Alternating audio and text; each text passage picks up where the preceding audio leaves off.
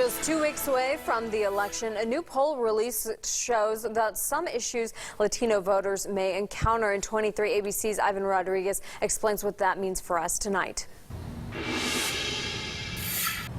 I'm holding a mail-in ballot.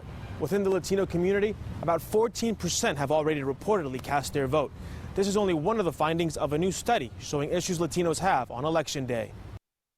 The Latino vote is becoming increasingly crucial. Gerald Cantu is a part of the Dolores Huerta Foundation. He says this fall they managed to get 1,000 people registered to vote in the election. 65% of them, roughly 2/3 of them were millennials, people 18 through 34. A new study released by the National Association of Latino Elected and Appointed Officials and Telemundo shows issues Latinos are having across the country in polling places. 1 in 5 Latinos report being told they could not vote.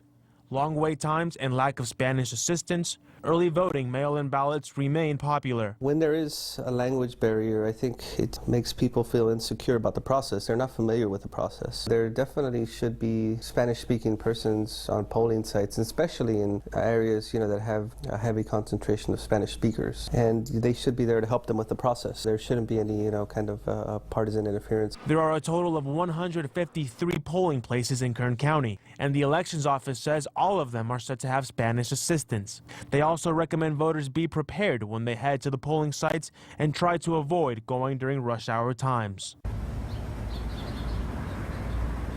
The National Association of Latino Elected Officials says more than 16 million Latinos are registered to vote, and it is expected that 13 million of them will cast their ballot in 2 weeks.